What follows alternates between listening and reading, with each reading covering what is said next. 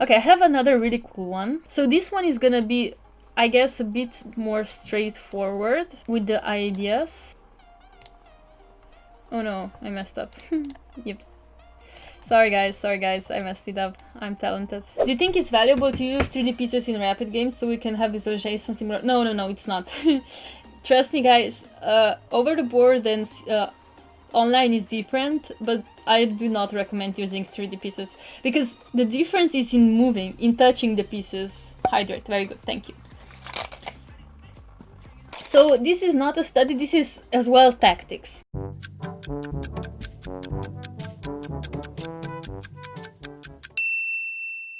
Tactics can also occur in the end games. As we see, this is an end game. Our opponent, we don't have much pieces anymore, right? This is a very cool study. First of all, we have an end game. If we exchange this pawn for this pawn, it's a draw.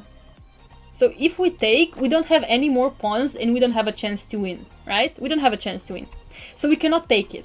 So that means that either we have to keep the pawn on the board or make some trick to make our opponent be in a checkmate.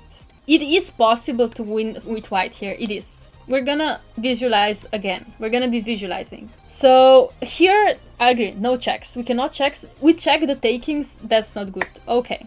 How about that? This king here is kind of locked in. Would you say that? Would you say it's kind of locked in? But first we have to see next black's move. If we're not gonna take this pawn, is gonna be that he's gonna take this pawn, right? This is gonna be the next black move. Then he's gonna push if he can. So once we know that this is for sure gonna be our opponent's move, we try a tricky move. And I see the suggestion of king g1, but then king can take. And then again, we have no chances to win. If we don't have a pawn, we don't have a chance to win. We maybe even lose, right? So we're gonna try to log the king in. We're gonna try to log the king in. So first of all, we have to see. So if black takes, the king will have to move, and then king will have to the option to go out, right? And we don't want the king to go out. We don't want the king to go out. So now first we see that. So if black's to move, takes, king g1, and if maybe g2 or king h4 is the option. So now that we see that, we're gonna go knight g2.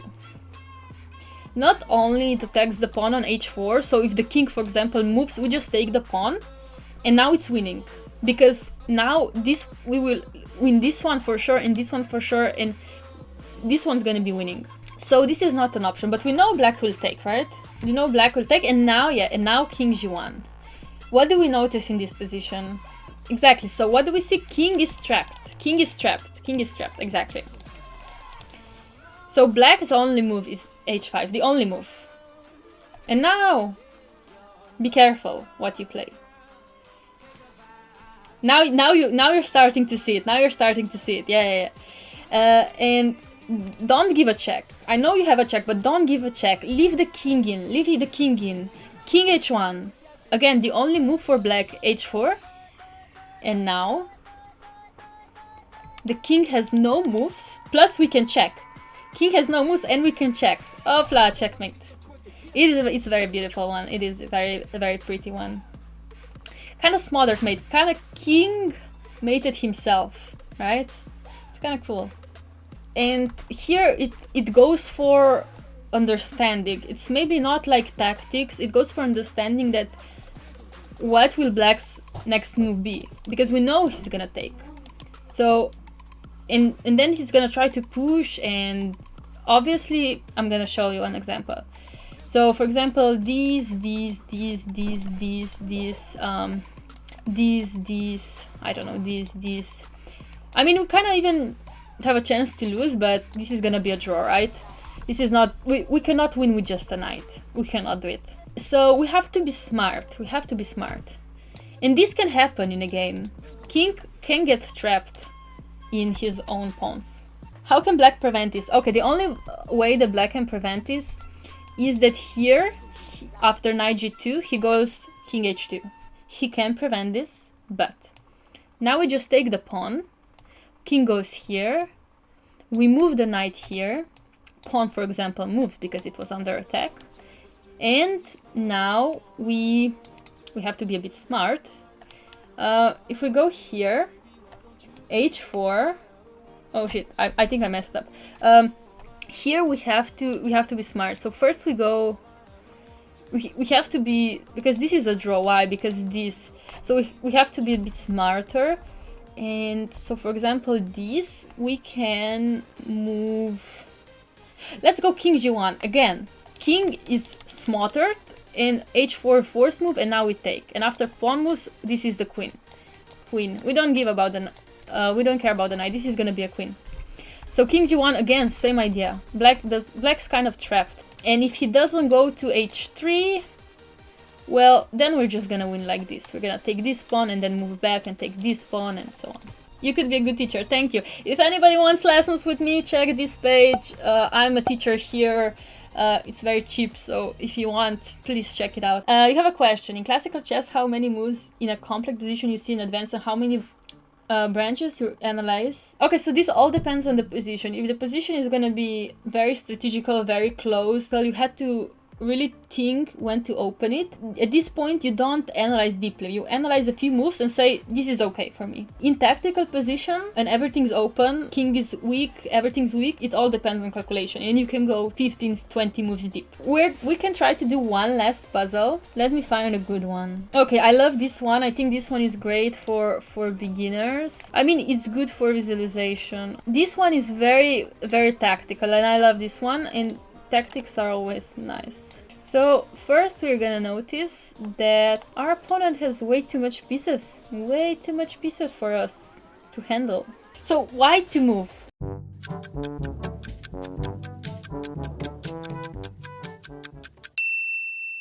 First we have only rook and a queen and a pawn against queen, rook, bishop, knight, bishop and 3 pawns. Right. That means that we're most likely going to lose unless we find a mating pattern. So here we have to be careful. Do we see again that king can be trapped? After we go here, here and here, it can be trapped, right? King cannot go anywhere. This, check. The only option for black is to take. And we go d4. King is under check, but it's not mate. Ah, the knight can take it. The knight can take it back. Oh no, knight can take it back. So we didn't do anything, we just gave a rook for free. But once we see the pattern that the king is trapped, right? King is trapped here. It's not mate, it's not mate. But that's why we have to start from beginning. The horse is annoying. A horse is annoying. Horse is annoying, so why don't we get rid of the horse? Exactly. So we realize that horse is like the step away from us mating our opponent. And what do? We take the horse first. Check. He's forced to take. And now check, takes, and this. Is this now a mate? Now I ask you, is this now a mate? Or is it not? It is. It is now a mate. So, see, that's the thing. You realize this is a mating pattern. A lot of you already saw this is a mating pattern. This could be it. But this horse was stopping us from doing that. So now, takes.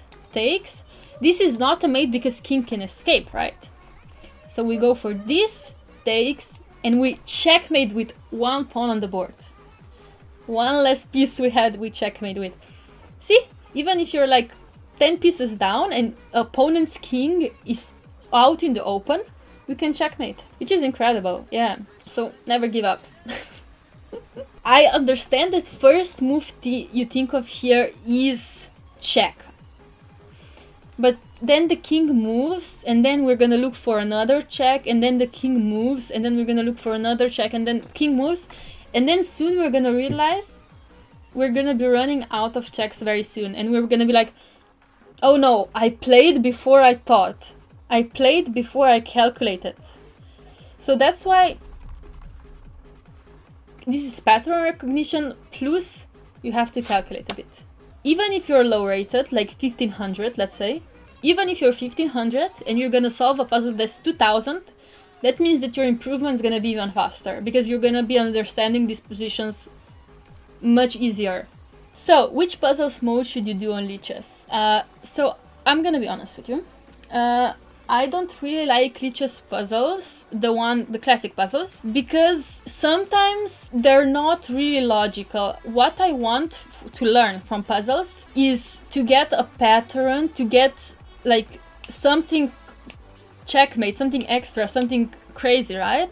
And in Lich's puzzles, I don't get that. I don't know if I cannot really explain it, but it's different. For puzzles, I recommend maybe getting a book. Maybe Puzzle Streak is good. Actually, Puzzle Streak is much better than classical puzzles. I feel like, I don't know. Just classical puzzles, it's sometimes very positional as well, and I don't want positional from tactics. Anyway, chess.com is also very good. I like chess.com, but the best puzzles I ever had are Chess24. So if you have premium account there, I do recommend going there. But if you don't, also Lichess is fine. Like, Lichess is fine, but it's gonna be harder, to be honest. It's gonna be harder, which can be good. It's gonna make you think too much. Okay, we can do like a really hard one now. Okay, I'm gonna do this one, and then next time we can do something more. But I feel like this one's kind of hard. So this one's more advanced. This one already includes the fact that you have a lot of knowledge in tactics and calculation. So this one is not ideal for beginners, but you can follow it anyway. And here we are, white to move. White to move.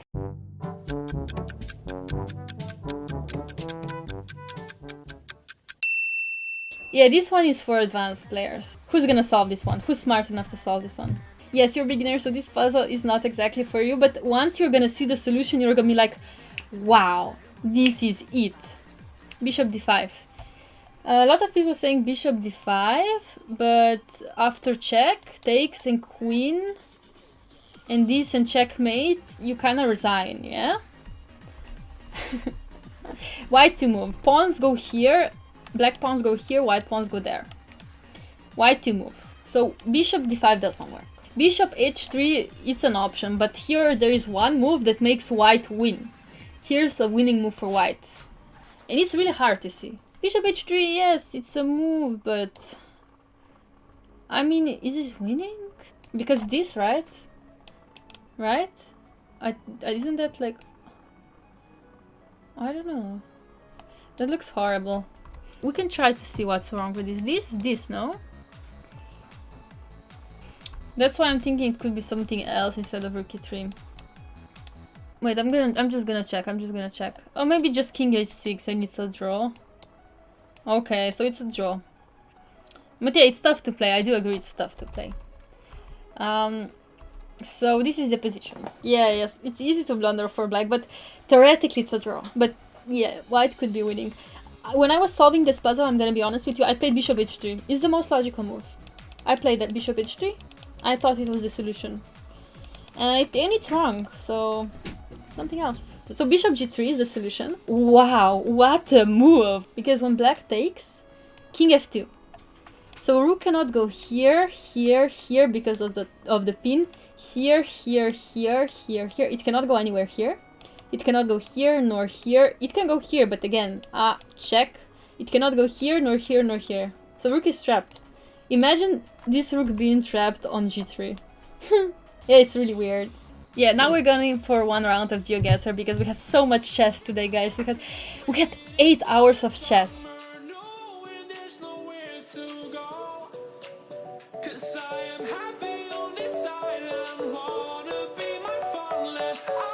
8 hours. Thank you guys for being here.